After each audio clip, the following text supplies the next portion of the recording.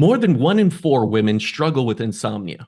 This common issue profoundly impacts quality of life and disrupts essential healing processes, such as hormone regulation, stress management, immune system protection, weight maintenance, and much more. Our guest today once struggled with a decade-long dependence on sleeping pills. Now, as a double certified holistic sleep coach, she's dedicated to helping women reclaim their rest and improve their overall health. This is the story of better sleep, better health with Morgan Adams. Morgan, so happy to have you on. Thank you, Casper. It's great to be here chatting with you. Yeah, I've read your story probably numerous times from when I first met you like years ago and was introduced to you, and it's a profound story. It is when you went through your trials and tribulations and health issues, but I've never actually heard it from you. And I think the audience would really gain an appreciation for understanding the background that led to you to where you are today. So could we start there and you could share that story with us? Absolutely. So my story with insomnia started almost 20 years ago, and it Mm. was kicked off by sort of a romantic upset, if you will. I'll spare you the details. But in any event, what it did was it triggered insomnia for me. And I had what is technically called sleep onset insomnia. And what that means in layman's terms is I couldn't fall asleep at night. It was just Mm. very, very difficult. I would lay awake most nights, an hour, 2 hours, waiting for sleep to come. It didn't come. After a few months, I got very frustrated with that situation. So I visited my primary care doctor and said, "Hey, doc, I can't sleep." And I was given Ambien, a prescription sleeping Mm. pill that I'm sure everyone here listening has heard about. Yep. And during that time of my life, I was a pharmaceutical sales rep. So the world of medications and that kind of thing, it was very normal to me. It was very like everyday kind of. So I didn't really question, should I take a pill? Shouldn't I? It was just sort of like, okay, doc says take a pill. I'll take a pill. Okay, we'll fix the problem. So I took the pills. They did get me to sleep more quickly. However, the next day was not good. And what I mean Yeah. by that is there were a lot of side effects for me the next day: grogginess, brain fog, um, just trouble focusing. And at this time in my life, so I switched over from pharmaceutical sales to public health communications. And part of my job was putting together like PR things very quickly. And so I was on a tight deadline often. And I remember several times my boss being like, "Why aren't you writing fast enough?" And I was like, "Oh my gosh." So the brain fog really did affect my job performance. And but I continued to take the pills because I was scared, you know, of not being able to sleep. That's such a strong fear. And the whole side effect thing is actually extremely common. Just in learning more about sleeping pills, about 80% of people do have residual side effects the next day. In addition to the next day side effects, I did have some incidents, which you probably heard of before: sleep eating, eating food and not remembering in the morning, finding wrappers, in your kitchen. You're like, I did not eat that. Fortunately, I never got behind the wheel. There have been incidents of that. And in 2019, actually, they put a black box warning on this class of Z drugs because of these incidents where people were hurting themselves and others. So I feel fortunate in that, there was not a massive fallout, from an accident or me hurting somebody else or myself, but it was stressful to have to deal with these side effects the next day. So fast forward 8 years into this whole process of taking the pills and the cycle, I met a guy who is now my husband, who you know. Yeah. And when we were first starting to date, he said, it kind of freaks me out that you take those pills before you go to sleep because you become like a zombie. You're not yourself. And it's a little bit odd. And I thought to myself, okay, yeah, this probably has to stop. So really, it was at that point that I got serious about stopping. Like I'd kind of flirted with the idea of stopping the pills before, but I just didn't really have the motivation to do it. But this got me kind of fired up, like I'm going to do it this time. So I did, but I didn't do it in the really correct way. So what I did was I took myself off the pills. I tapered the pills. I cut them in halves and quarters. And that is actually, what you're supposed to do. You're not supposed to go cold turkey. You need to Mhm. kind of decrease your dose. But I did it myself. So for people who are taking themselves off a medication like a sleeping pill, it's really important to consult with your prescribing provider because they can give you some guidance on how to do it. But I went rogue and I did it myself. And fortunately, just because, I have a lot of grit and determination, I made it through. And, after I got off the pills, I slept fine. I didn't have like rebound insomnia. I slept fine. I mean, I wasn't like the world's greatest sleeper, but I was free from the insomnia. So it was a relief. And then slept well for many years. And then there was a plot twist. And that plot twist is something that we all went through collectively. The early stages of the pandemic, Mm. early March 2020, think back on that time, everyone was like, what's going on? And so my sleep started to take a nosedive again. And I got concerned because I did not want to go down that whole route of full-blown insomnia. So I went to Dr. Google and started looking at sleep and how to fix sleep. And I got myself an Aura ring. And, in Mm. short order, I was able to get myself back on track. And I was very grateful. And I was so intrigued with what I was doing with the sleep stuff that I started to post on Facebook just organically, sharing what I was doing. And I came to find out around this time that a lot of other people in my circle were actually struggling with their sleep at this time. And they were like, this is a cool tip. So that got me really interested in the whole subject of sleep. And it was in late 2020 that I had this sort of like revelation, Morgan, you need to help people with sleep. You need to help women specifically, Mm. because 2 years before that, I had gone through a breast cancer diagnosis, whole other story. But what Mhm. that did for me is that really created this need to help women with their health, help live a more holistic lifestyle. And I didn't know how to do it at that point. And then when I discovered this world of sleep, it was just like all the stars aligned. And I was like, this is what I'm going to do. So 2020, it took a year to like study sleep, get certified in health coaching and sleep coaching. And then I started what I'm doing in 2021. So it was Mm. a really long and interesting and kind of up and down road to get where I am today. But that's my story. Well, it's a hero story, right? You went through it. You had this incredible challenge. I mean, a decade is such a long time. And it just goes to show the power of these things. As you said, there's a fear to getting off it once you start. And that's with any drug, right? But Yes. especially one, you think about, I think we've all had those sleepless nights. You're up, your head's racing. Maybe you get up, you walk around, you know you're going to be tired. You're anxious about that. What's next day going to look like, Yeah. And then it's this vicious cycle. And so if that doesn't happen, you're going to be really tired, and hopefully you get to sleep, but then you're anxious about that again the next night. Yes. And this is so common. I feel like not enough people talk about this or brush it off as sort of just life. But then you Right. get into this cycle of either sleep, like staying up really late. So it's impacting a lot of people. You brought up in your instance, there was a traumatic breakup, let's say, emotion, everything else was there. Yeah. Pandemic was another instance you brought up there.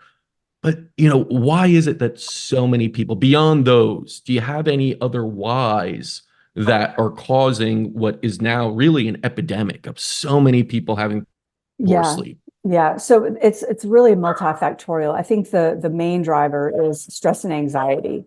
Yeah. Um, and that can often be coupled with other factors too, like circadian misalignment. Mm. Not I'm really into the whole circadian health thing right now and quantum biology.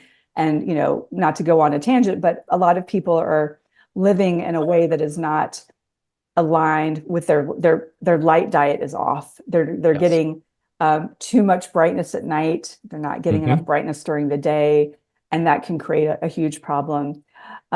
Health issues can also, contribute to insomnia. Also, and people don't talk about this as much as there is, a slight degree of genetic heritability to sleep problems.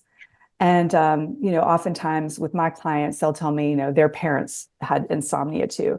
And that's not to say that, your genetics is your destiny, but I think it's something to kind of look at for sure. Of course.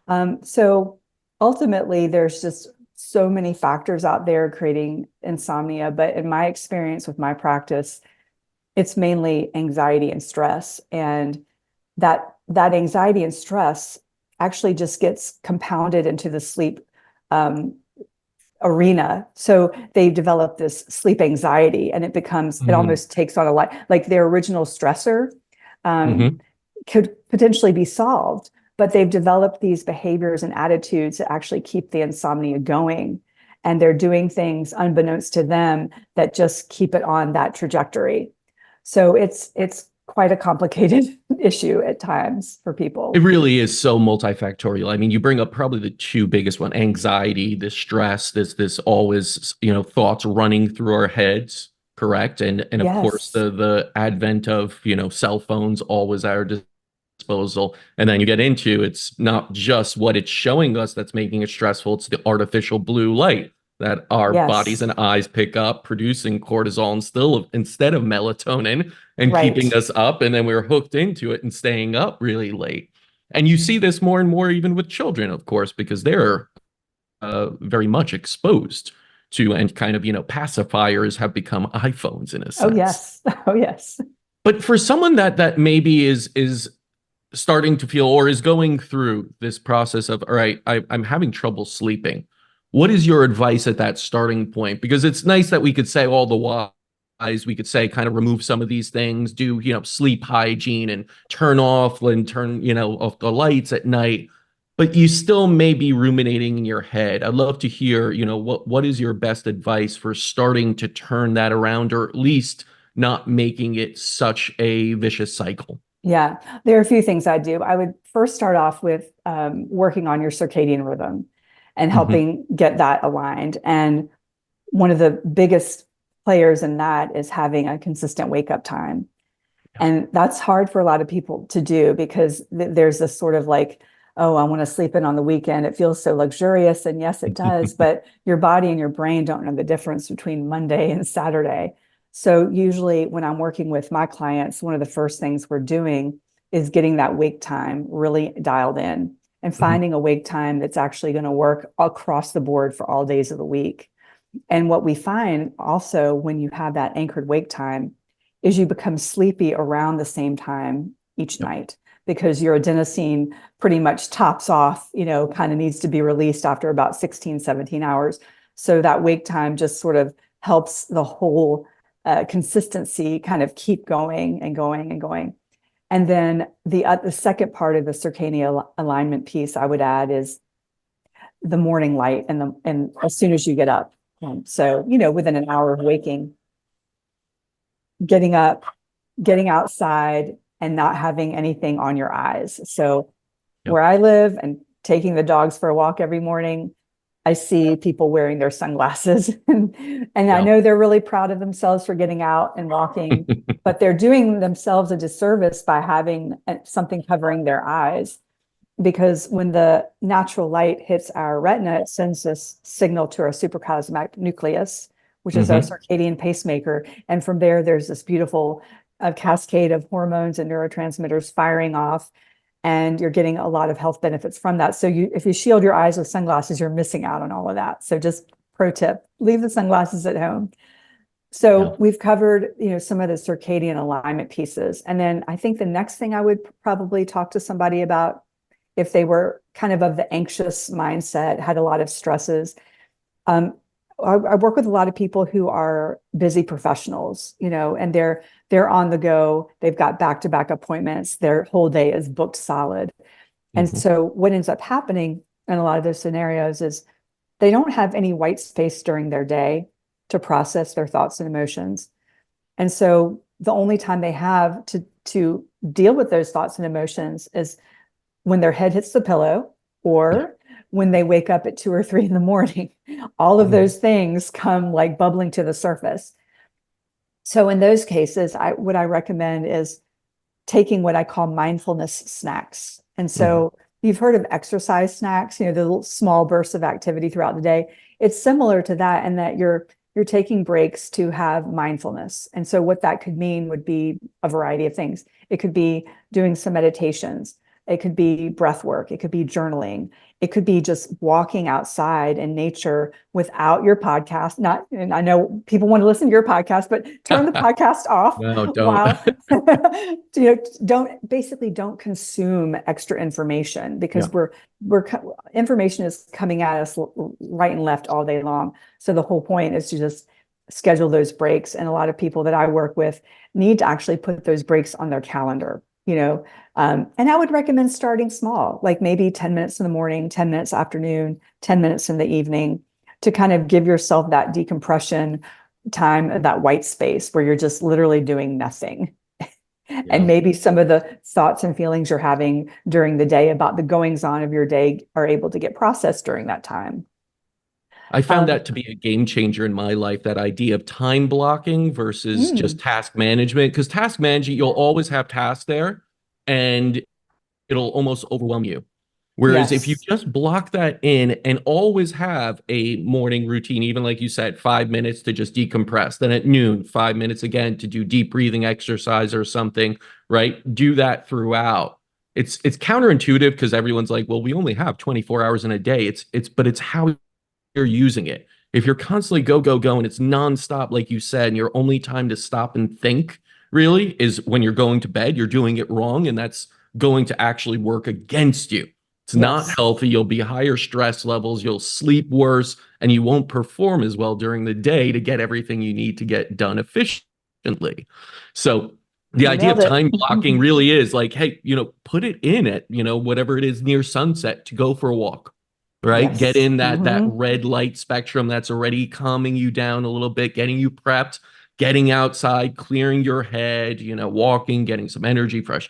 That needs to be in your actual calendar. Like, right, just like I had this schedule and you get the pancake 10 minutes before, like, oh, we all have the meeting scheduled. Right. Why don't we have those tasks scheduled? But I understand everyone's living an incredibly busy life and priorities are a little bit off. I wanted to ask you because I know so many people have different thoughts. And of course, when you're dealing with sleep issues, this comes up. Coffee, caffeine, that thing in the morning you go to right away. What are your thoughts on that, especially if you're having sleep issues? Yeah, so I'm a coffee fan myself, and I do have a cup every morning. And when I'm working with clients, they often like coffee too. And so I don't try to deprive them of their morning coffee. But I think we need to be mindful about our timing of the caffeine, because caffeine has a quarter life of 10 to 12 hours. So presumably, if you're having a coffee in the afternoon around 2 o'clock, it could still be in your system partially by the time you go to bed. And we all have different speeds of caffeine clearance. It's a genetic thing that we could find out if we had a genetic test. But I kind of go under the assumption, let's assume that most of us are slow processors of caffeine. And so what I recommend for most people is to kind of have a caffeine curfew, if you will. And that usually looks to be about 12 o'clock, 1 o'clock p.m. for most people, to have the caffeine clear out of their system. There is actually an interesting app that I found last year it's simply called Caffeine. And the little icon is a little coffee cup. And it's kind of neat because what you can do is you can input your caffeine consumption during the day. And that could be, coffee, energy drinks, whatever. And then you input your bedtime and it'll tell you like how much clearance you'll have before bed. So I think it's kind of cool. I've tested it out a little bit. And people are often quite surprised that they can have, that the caffeine is in their system so close to their bedtime. And what we do know about getting caffeine too close up to bed is it can impact your deep sleep. So you may have run into people across your life who are like, yeah, I have a cup of coffee after dinner, no problem. I can fall asleep fine. Well, they probably can, but if you looked at they had a sleep study and you could see their deep sleep, you would probably see for sure their deep sleep would be impacted, and they're probably not feeling as refreshed the next day. So it's just we want to just we don't want to deprive ourselves of some of those things that we love, but we just have to kind of, have some guardrails in place for ourselves. Yeah, absolutely. It's one of these things I find that people consume tons of caffeine, and I'm not against that. And I do think there are great benefits of coffee and antioxidant and all these, studies that show it can increase longevity. It's true, but it's how you use it. If you use it like you said, if it's not a crutch where you're so tired in the morning that you have to run, first thing and drink like a Right. whole big cup of coffee to just wake up, not get your Mm. natural rhythms going a little bit, and then you're having it throughout the day till almost the night, and then you're going to the sleeping pill to counteract. That's Yes. not good coffee Yeah, consumption, right? that's a vicious cycle. And then yeah, when you add a lot of people like that add alcohol into the mix, right? Because Yes. they're jacked up on caffeine Yeah. at night, and then they're like, Iterate. oh, I'm going to take some wine or a cocktail to sedate me, and then the whole process continues, and it's just Yeah. And this is why it's such that I keep using that word, a vicious cycle, but it's true. If your sleep is off, everything else in the day is off, and then it leads back into it and it gets worse and worse. You're drinking more coffee because your body's used to it. You're drinking more alcohol probably because you have to come down off it. You're getting used to that too. Your liver is sluggish, things at night aren't working right. You'll probably have very, very poor sleep, which will lead to incredibly poor health over time. And when it yes. happens year after year after year, that compounds. A big portion of this too, outside of the idea of what you're drinking as far as coffee goes, is diet. I've seen this a Yeah. lot too. Can you talk about what you've seen as far as diets and what you recommend or to stay away from? Yeah. So I do actually take a look at my client's diet with a journal. And what I find to be the biggest issue, so I see mostly women, and quite often what I'll see is women who don't have good blood sugar balance. Mm, So what I'm recommending for them is really starting their day with a solid breakfast, yes. with some protein and some fat and some fiber. And when you start your day with a blood sugar balancing breakfast, it kind of sets the tone for the rest of the day. So then for the rest of the day you have a balanced plate. You have your healthy fat with a meal. You have your high quality protein and some quality carbs.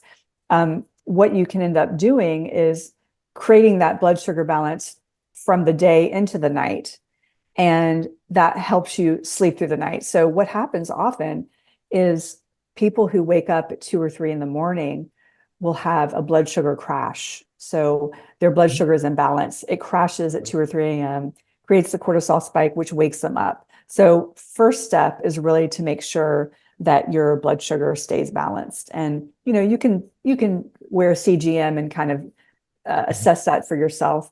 As far as diet overall, they found that the Mediterranean diet is actually more of a sleep promoting diet overall. They've done these, longitudinal studies, and they think it's because the Mediterranean diet is comprised of healthy fat, some good protein, high fiber. And then recently I saw a study, I think it just came out this week, about ultra processed foods having some kind of link back to insomnia. So I thought that was interesting. And Mm-hmm. other studies are showing for sure that people with a higher saturated fat diet and a low fiber diet tend to have more sleep problems. Mm-hmm. Um, and then we want to look at timing of our last meal. So really, you're going to get the best sleep if you leave like at least a 3 hour window between your last bite and when you go to bed. I've even tested this out for myself on an Oura ring. The longer time block I leave between dinner and bedtime, the better my sleep, the deeper my sleep. So, and I know that sometimes it's out of our control. Like we're going out to dinner with friends and they want to eat at 8. So you just follow along and you just make adjustments. But if you can get yourself on a schedule where you're eating a little bit on the earlier side, I think most people are going to see some improvements in their sleep for sure. I think that's such a huge one. We have so many of these, ideas of late night snacks, right? Yes, Where you just run yes, to the refrigerator for a second, pop something out, take a bite of it or something, and that yes, is absolutely going to throw you off, right? You're yes, digesting as you're sleeping, basically, which is not good.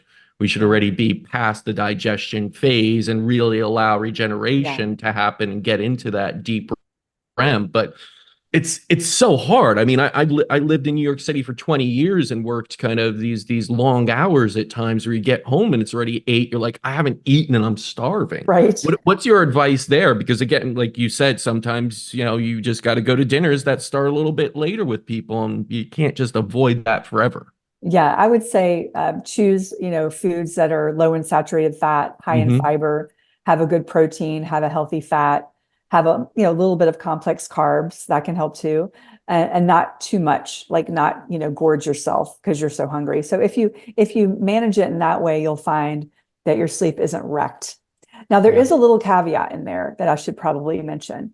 And so for the people who do have blood sugar issues that they haven't been able to manage, or they're in the process of managing them. What we often find with those people is that having a very small snack about an hour to 2 hours before bed can be helpful, but you Yep. have to be mindful about what that snack is. So most often it would be something that's got like a good protein, a healthy fat, like maybe some Greek yogurt with some almonds, Hmm. or often some leftovers from dinner. And when I say leftovers from dinner, I'm not talking about a second dinner. I'm talking about, a small, tiny bowl with maybe 4 spoonfuls of food, just to kind of, especially if you've eaten dinner early.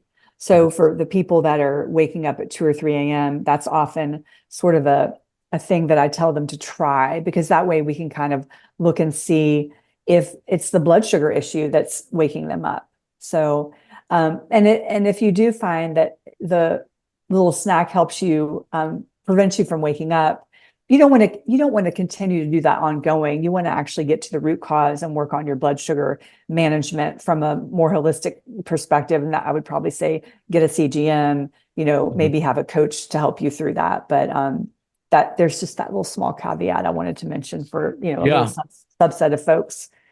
No, it's a good point to make. I once heard this hack from Tim Ferriss, actually, was chamomile tea with apple cider vinegar in it before you go to sleep. The ACV will actually start to stabilize glucose and blood sugar a little bit when you have it. Yeah. So hopefully you don't. Sometimes it doesn't work. Sometimes people have a reaction to too much. You got to, of course, know Yes. yourself, right? And I Right. love when people like give me the exact thing you do. And it's like, well, it may not work for you that I use Right. 2 tablespoons instead of one. Like, try it out a little bit. You don't have Yes. to be so regimented as to what someone else is doing. Just figure yourself out to it, right? Is that something you work with people about as well? Is you got to figure this out for yourself too? Yeah. I mean, I think that's such a great point because what works for you may not work for me.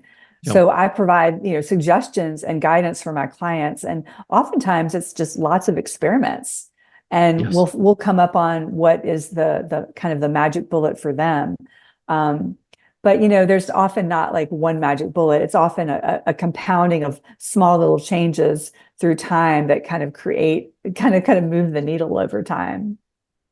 What are your thoughts on melatonin? A lot of Uh, people have switched from sleeping pills, and now I hear it's like I can't sleep without my melatonin. It's like, ooh, I don't yeah. want to hear that either. But I mean, I Yeah. guess it's an improvement, but I want to hear what you think. Yeah. So it's a very hot topic in sleep.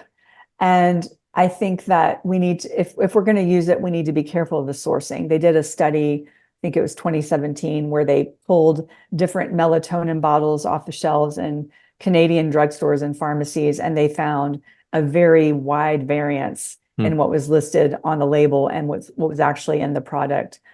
So you could potentially have a melatonin that you think is 3 milligrams, it's 15, and then the person is groggy the next day. I do, to my knowledge, I do not believe there are any studies showing definitively that exogenous melatonin impedes your natural melatonin. I don't think we have really the data for that. So the argument about don't use melatonin because you won't make it, I don't think that's a really a legitimate argument.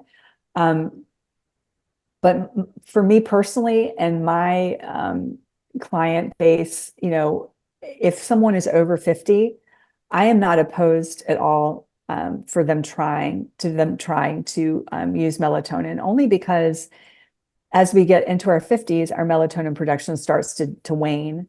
Hmm. And so supplementing with just a little bit can actually be helpful for some people.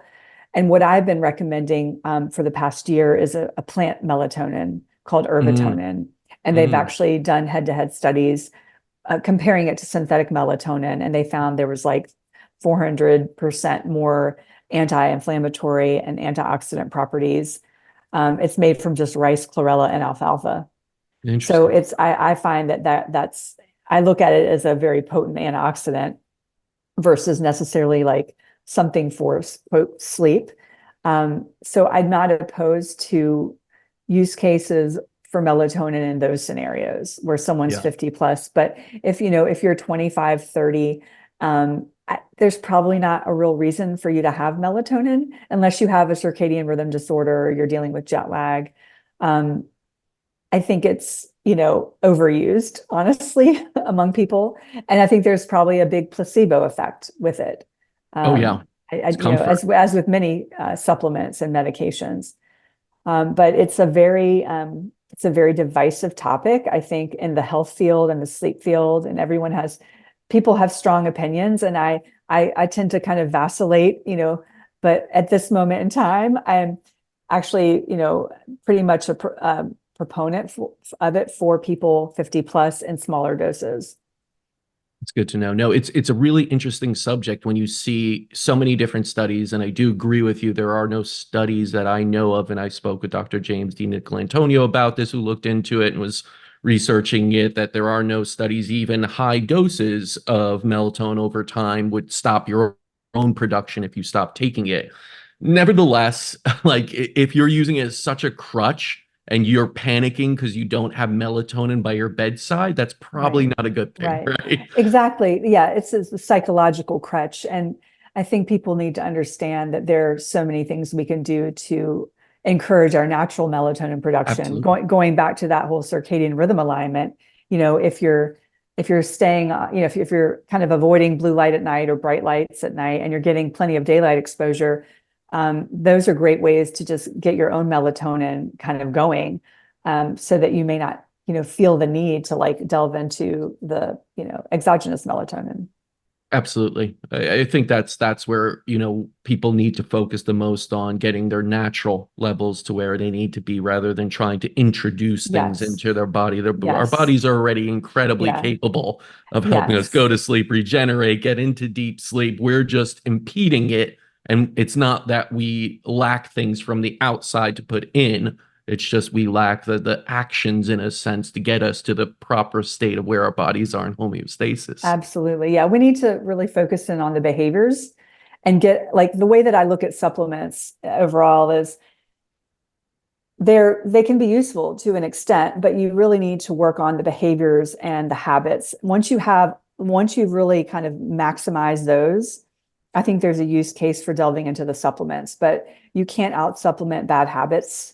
It never works. I mean, Hmm. I've seen so many people, and I can just tell you that like your bad habits, the supplements aren't going to do much if your daily habits are bad and you're constantly in front of bright light at night and blue light and on your phone until midnight. It's not going to help so much if It's in the word itself, supplement, right? It's supplemental to yes. everything else that are the foundations of your health. You could add that, and that's like a little tweak to your workout. But if you're not in the gym, you can't expect results, right? So Exactly. it is something I feel like, again, people lean into a little too much without hitting the foundational pieces, which are just our everyday actions of being outside at certain times, getting light, stopping to do those mindfulness practices. So if someone were to come work with you, Morgan, what can they expect? What is the process of getting, started with you? Yeah, so I take a holistic coaching methodology. I look at your light environment, your chronotype, your routines, and so many different things. I think it's so important to look at your life from all angles, not just one thing. So, if people are thinking that like, okay, I want to get rid of the insomnia or I want to optimize my sleep, the best thing to do is just schedule a consultation with me. I have that capability on my website and talk it through. If it's not a fit, if you need a sleep doctor, if you've got like a medical issue or sleep apnea, that's where I refer people because that's not my wheelhouse. So, Hmm. yeah, anyone can, take advantage of that consult and chat with me, and we'll see what I can do for them. That's always the best ways to really get that one-on-one. I know people always like to be like, this is the protocol, but there is no the protocol for No, you. no, There's no, only there's you. not, there's Yeah. not. That's the thing. It's what works for one person is not going to work for the other person. It's just I'm such a believer in customization of a protocol. If there's a protocol that and it's to your point, it's so helpful to work one-on-one with somebody because it's not necessarily just giving someone a protocol, it's the support. Because, like, for example, if you're getting off sleeping pills, you need some support a lot of times because it's not always easy for a lot of people. No, it's incredibly hard to like get and this goes again for all medications. I find is incredibly hard. You have a belief system, I believe, that is Yes. reliant. And until you change the belief system, that will always make it such a challenge to change the actions and actually remove that. So it's Right. and that's where you need to work with people. I've realized because belief systems are almost running in the background. You could say, no, I don't have any belief system like that, but you probably do. It's just Yes. running subconsciously and it's making you be fearful of stopping all these things. So you have to work with someone to strip down that belief system and kind of reprogram yourself. You nailed it. It's so much about mindset and what we believe we can do, what we believe we're capable of doing, and building up their sleep confidence because so many people have no self-confidence in their sleep. And so once you start seeing that sleep confidence, things start to turn around. That, you're able to get off the sleeping pills. You're able to, lose those crutches that are not helpful for you. So yes, so much about mindset in this work. Yeah, absolutely. And again, so many people are struggling with sleep, and there are absolutely so many nice little pieces to it. Whether it's the melatonin, the getting outside in the morning, there's so many of these tools. But until you have someone you can work with to help you figure it out, it becomes a much longer process to get there. And a lot of times you kind of give up, right? And I think that's Yes. why you need to usually find help. Everyone wants to use Dr. Google and just figure it out. Right. But I've Right. learned Dr. Google is like a really long path to a frustrating end. Yes, because there's so many different answers, That's right. and they're talking to a general audience. They don't know you. Yes. And they don't care. It's Oh it's no, it's no. It's nothing can, reductionist also, yeah, right? It's such a reductionist approach to go to an online forum and expect an answer there that is particular to you. That is the one. You may find relief, right? Like if you switch from sleeping pills to high levels of melatonin, it's going to be maybe a little bit better, but you're not yet addressing the core issues. You're not addressing the right, why. You're right. switching one band-aid for another that may be a Yeah, little better, in the yeah. end, but it's not at all going after those whys and all the different relating pieces as it inflicts on you to turn that around and truly live healthy. Yes, so well said. Well, thank you so much for this, Morgan. I mean, I really believe that so many people can live such a healthier life if they sleep better. And what you're doing is absolutely kind of addressing what is one of the major pitfalls that so many overlook in their struggle to retain their health Yes. and falling into disease. So where can people learn more about you and start to work with you? Yeah. So my website is morganadamswellness.com. Like I mentioned, there's a free consultation opportunity. I have a free mini course to help people get started with morning and evening routines that are going to set you up for better sleep. And I'm on Instagram, always morganadams.wellness. Shoot me a DM and we'll chat about sleep. It's my favorite topic, so don't be a stranger. Yeah, I could picture like people being up late, being like, what was that website again? It's like Right? struggling. So it's morganadamswellness.com. Morgan, thank you so much for coming on and sharing your story. Thank you, Casper. So check out Morgan's sleep coping website. Again, morganadamswellness.com. And until next time, continue writing your own healing story.